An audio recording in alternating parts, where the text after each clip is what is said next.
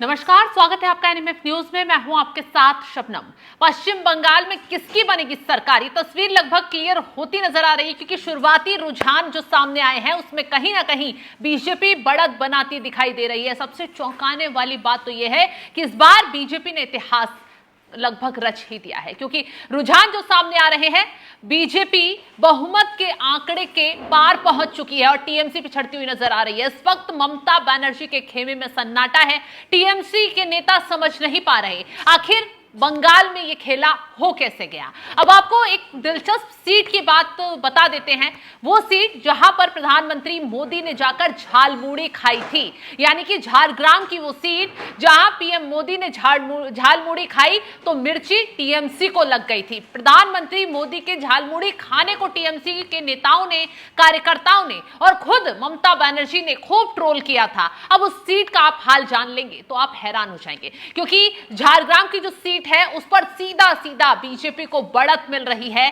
BJP ने वहां पर अच्छी बढ़त बना ली है और टीएमसी के जो उम्मीदवार थे वो पिछड़ते हुए नजर आ रहे हैं। यानी कि प्रधानमंत्री मोदी के झालमुड़ी खाने का जादू झार जो ग्राम सीट है उस पर चल गया है। आपको बता दें, ये जगह जो है वो बेसिकली पिछड़ा इलाका कहा जाता है और आदिवासी बाहुल्य क्षेत्र बताया जाता है। यहां इस सीट पर प्रधानमंत्री जब मोदी पहुंचे थे तो कहा जा रहा था कि माहौल काफी टीएमसी के पक्ष में है, लेकिन जैसे ही प्रधानमंत्री मोदी झालमुड़ी खाते हैं, वहां जनता से मुलाकात करते हैं, जनता से बात करते हैं, उसके बाद से जो तस्वीर बदली है। आप वो चुनावी नतीजे बता रहे हैं कैसे कि झारग्राम की जो सीट है वहां माहौल एकदम ही प्रधानमंत्री मोदी के झालमुड़ी खाने के बाद पलटता हुआ दिखाई दिया। आपको बता दें, दुकान पर प्रधानमंत्री रुके थे, 10 रुपए की झालमुड़ी खरीदकर उन्होंने खाई थी। वीडियो सोशल मीडिया पर वायरल हुआ था। इसके बाद पूरे चुनाव प्रचार में उनकी खूब चर्चा हुई थी। झालमुड़ी पर देश भर में चर्चा होने लगी थी, सिर्फ बंगाल में नहीं, झालमुड़ी का नाम पूरे देश में चर्चाओं में आ गया था।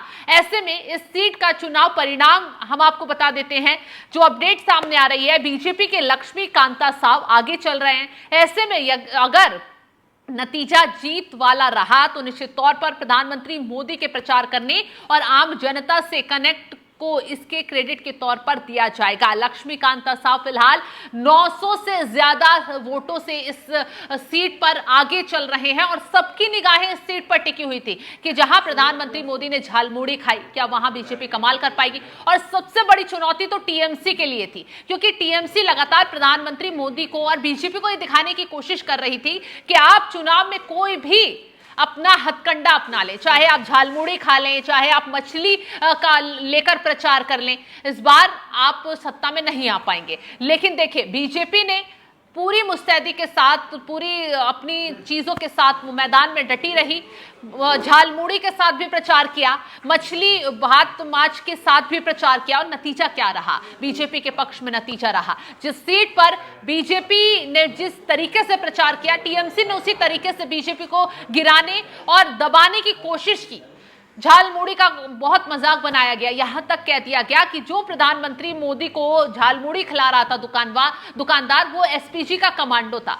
हालांकि वो एआई से तस्वीर शेयर की गई थी, लेकिन जब उसका फैक्ट चेक हुआ तो सच्चाई भी सामने आ गई कि टीएमसी के नेता कार्यकर्ता किस तरीके से बीजेपी के लोगों को गिराने और उनके प्रचार में खलल डालने की कोशिश कर रहे थे। आपने देखा, दक्षिण 24 परगना का जो इलाका है वहां अजयपाल शर्मा को उतारा गया। वो जिस तरीके से जो वोटरों को धमकी दे रहे थे टीएमसी के लोग, उन्हें धमकाते नजर आए, तो टीएमसी ने उसे भी अपना चुनावी हथकंडा अपना लिया कि देखिए कैसे दिल्ली से फोर्स बुलाकर यहां तैनात कर दी गई, यूपी के अधिकारी यहां तैनात कर दिए गए, वो वोटरों को धमका रहे हैं, वो टीएमसी के जो वोटर हैं उन्हें घरों से बाहर नहीं निकलने दे रहे। हालांकि बीजेपी ने उसी तरीके से पूरी चीजों को कंट्रोल किया, साफ साफ मैसेज दिया कि यहां पर जो भी फोर्स उतारी गई है, या चुनाव आयोग ने भी इस मसले को लेकर जवाब दिया कि जो सेंट्रल फोर्स तैनात की गई है, जो अधिकारी हमने उतारे हैं, वो सीधा सीधा यहां निष्पक्ष चुनाव कराने के लिए उतारे हैं। तो उसका असर चुनावों पर देखने के लिए मिला। आपने देखा कैसे मतदान प्रतिशत 90 के पार पहुंच गया। तो कहीं ना कहीं उस दौरान जो तस्वीर सामने आई, जो आंकड़े सामने आए, वहीं से बदलाव की लहर दिखने लगी थी। ममता बनर्जी की वहीं से टेंशन बढ़नी शुरू हो गई थी।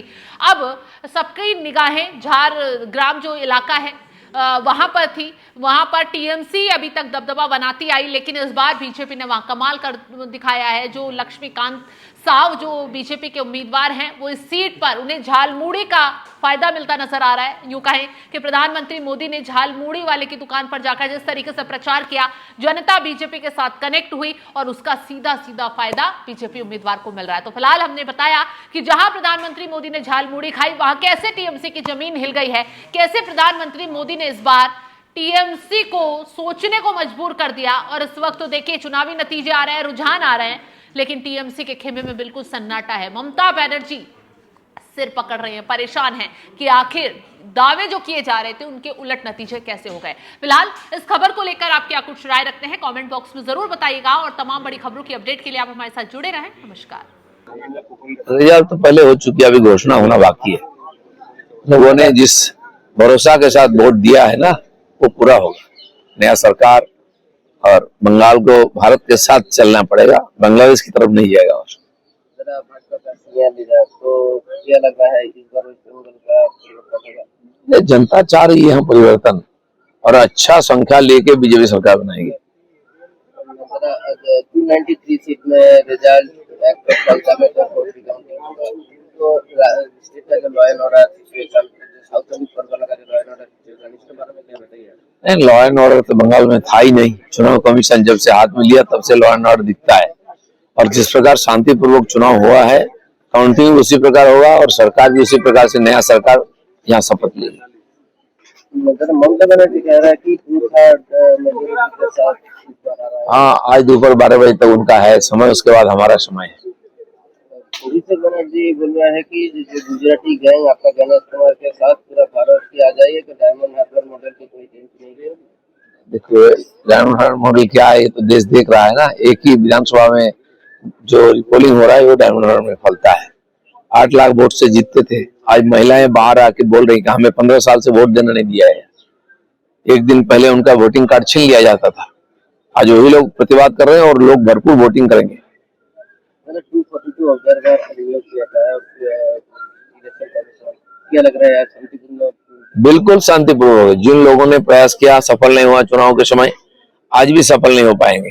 सुबह से हमारे यहाँ खड़गपुर में वार्ड में जाके पुलिस और ये पेट्रोलिंग कर रही है। मुझे लगता है कि सारा मालूम है पिछले 3-4 इलेक्शन का, कहाँ कहाँ क्या हुआ, कौन ऑफिसर का रोल क्या था, किस जगह में गड़बड़ होता है, सब उनके पास रिकॉर्ड है। उसी आधार पर उन्हें ये सारी व्यवस्था की है। अब देख लीजिए, अच्छा से शांतिपूर्वक चुनाव हो जाएगा, ये सब घर घुस जाएंगे।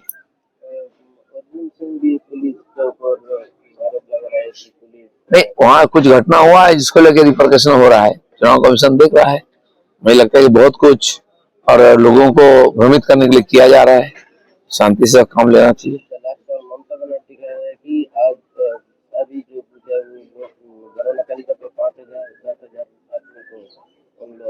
टीएमसी के 5 आदमी नहीं निकलेगा। अभी सारे लोग अंदर जाने के बाद आधा घंटा के बाद उनका काउंटिंग एजेंट अकेले जा रहे हैं। मुझे लगता है कि घर से बुला बुला के लोगों को ला रहे हैं, कोई जाने वाले नहीं है अंदर, क्योंकि 2 घंटा के बाद तो पता ही चल जाएगा सब। पूरा पिछले 2-3 साल से देखिए, पूरा देश में जहां भी चुनाव हो रहा है बीजेपी जीत रही है। अभी 5 स्टेट में सबसे अच्छा रिजल्ट हमारा होगा, और बाकी जो पार्टी धीरे धीरे ममता बनर्जी के साथ थे, इनकी स्थिति इन्हीं की जैसी होगी।